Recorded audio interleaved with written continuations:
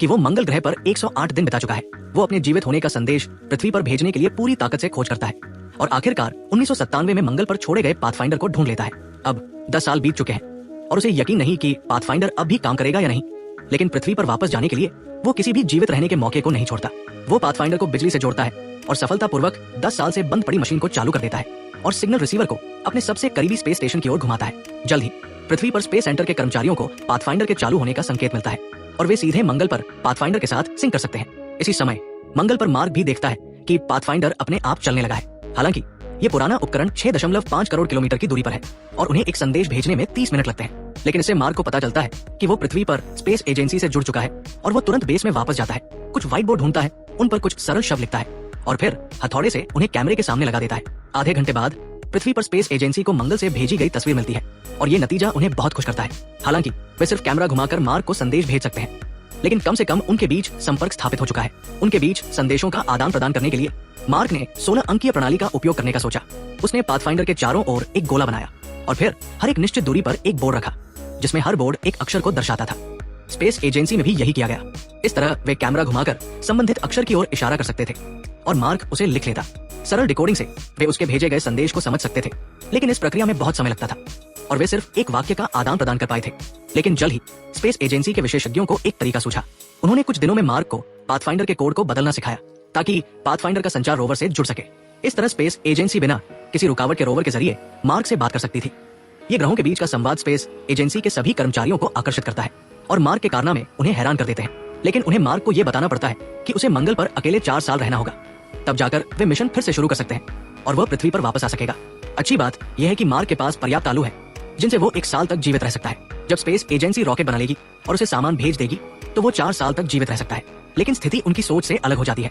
उसी रात जब मार्क लैब में जाता है तो प्रेशर चैनल में खराबी आ जाती है। लैब कहीं से टूट जाती है जिससे अंदर और बाहर का दबाव अलग हो जाता है और आखिरकार लैब में भयंकर धमाका होता है।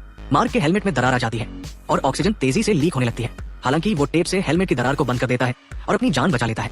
लेकिन जब वो लैब में वापस जाता है तो पाता है कि पूरी लैब मंगल के वातावरण में खुल गई है और वहाँ बर्फ जम गई है। उगाए गए आलू भी ठंड से मर जाते हैं, जो उसकी एकमात्र जीवन रेखा को तोड़ देता है। उसे ये खबर स्पेस एजेंसी को बतानी पड़ती है। इस गंभीर स्थिति के सामने स्पेस एजेंसी को रॉकेट बनाने की गति बढ़ानी पड़ती है और सिर्फ 1 महीने में रॉकेट तैयार हो जाता है। लेकिन उनके पास समय कम है क्योंकि मार्क के पास सिर्फ 400 दिन का खाना बचा है। दबाव में स्पेस एजेंसी को बिना पूरी जांच किए रॉकेट लॉन्च करना पड़ता है। अगर सब कुछ ठीक रहा तो मार्क खाना खत्म होने से पहले सामान प्राप्त कर लेगा।